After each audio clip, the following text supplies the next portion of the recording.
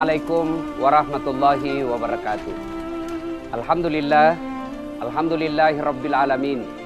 Wabihi nasta'inu ala umurid dunya waddin. Ashhadu an la ilaha illallah wa ashhadu anna Muhammadan abduhu wa rasuluh. Allahumma salli ala Sayyidina Muhammad wa ala alihi wa sahbihi ajma'in. Amma ba'd. Pemirsa Selebes TV yang insya Allah dimuliakan dan dirahmati oleh Allah Subhanahu wa Ta'ala. Di Madinah ada sebuah pohon yang sangat terkenal sehingga ada beberapa ayat yang turun menjadi latar belakang pohon tersebut. Pohon kurma ini dimiliki oleh orang Yahudi. Istimewanya pohon kurma ini, dia memiliki banyak sekali buah. Buah dari pohon kurma ini melimpah ruah. Di samping pohon kurma tersebut, hiduplah fakir miskin yang memiliki beberapa orang anak. Pemilik pohon kurma ini, Yahudi, sangat pelit. Dan suatu ketika, pohon kurma ini berbuah yang sangat banyak. Dia menyeberang ke pagar rumah orang miskin. Buah pohon kurma ini jatuh di pekarangan rumah orang miskin. Lalu, apa yang terjadi pemirsa? Buahnya dipungut oleh anak orang miskin. Dimasukkanlah ke dalam mulut, disantaplah anak orang miskin ini. Si pemilik pohon kurma luar biasa pelitnya. Dia naik ke atas pohon kurma, jatuhlah pohon kurma itu di tetangga orang miskin, lalu dimakan anaknya. Begitu dimakan anaknya, apa yang terjadi? Begitu pelitnya ini orang Yahudi, dia rebut itu yang ada di tangannya, anak orang miskin. Bukan cuma direbut di tangan anak orang miskin, yang masuk di mulutnya pun dia cungkil. Begitu sekeknya ini orang, nah kasih masuk tangannya, kasih keluar kok. Kalau bahasa kita di Makassar, pasuluki, tiakok, patapas aku, kasih keluar. Dan dikeluarkan. Sedih betul bapaknya ini, anak-anak. Lalu dia pergi melapor kepada Rasul. Ya Rasulullah, tetanggaku itu sekekna, orang Yahudi. Kenapa kah? Bayangkan itu anakku, kasihan jatuh itu pohon. Buahnya ini pohon kurma, jatuh diambil anakku yang di dalam pagar rumah saya.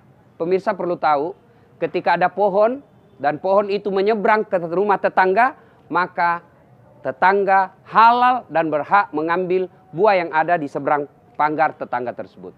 Halal sebenarnya. Lalu mengadulah orang ini kepada Rasul. Ya Rasulullah, betapa pelitnya ini orang. Rasulullah kemudian datang ke pemilik pohon kurma. Rasulullah lalu berkata kepada pemilik pohon kurma, saudara, juallah itu pohonmu, saya akan beli. Tapi apa kata pemilik pohon kurma ini, si Yahudi? Saya tidak mau Muhammad. Boleh kau ambil ini dengan syarat 1 tukar 40 pohon. Coba pemirsa, begitu sekeknya ini orang, 1 ji pohonnya minta diganti 40 pohon. Rasulullah kembali dengan kecewa karena tidak mampu membeli dan menukar 40 pohon kurma. Pemirsa Selebes TV yang saya hormati, apa yang terjadi? Berita ini kemudian didengar oleh sahabat Nabi, kaya tapi pemurah, Abu Dahda. Abu Dahda mendengar ini, lalu datanglah Abu Dahda ke rumah Nabi. Ya Rasulullah, kalau saya beli ini pohonnya ini orang Yahudi, apakah saya juga nanti diberi pahala? Rasulullah tersenyum dan berkata, tentu. Kalau kau membeli pohonnya ini orang Yahudi, maka Allah akan menyediakan kamu pohon yang begitu melimpah ruah di sorga. Mendengar ini Abu Dahda lalu senang sekali mendatangi Yahudi.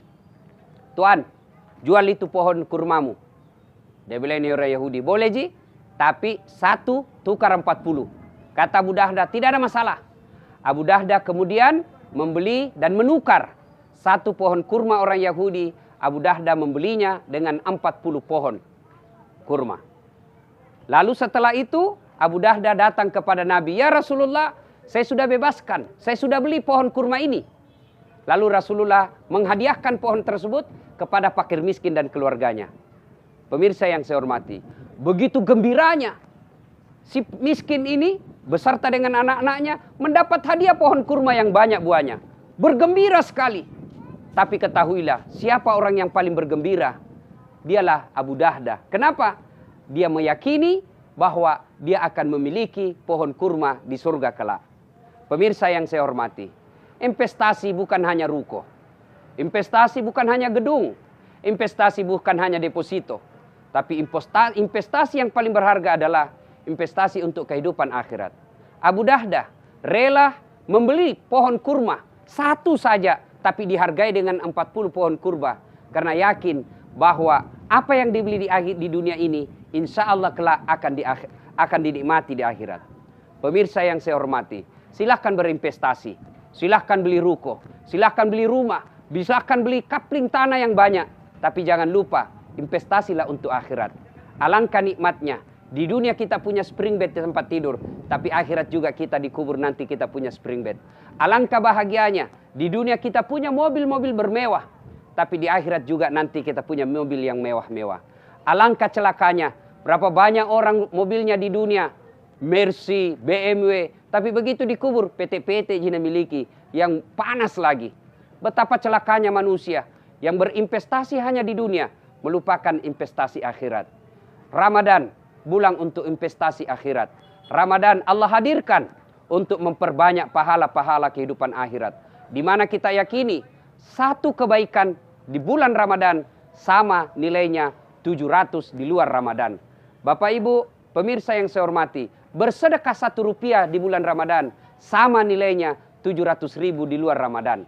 Maka hadirkan bulan Ramadan ini dengan cara memperbanyak investasi akhirat.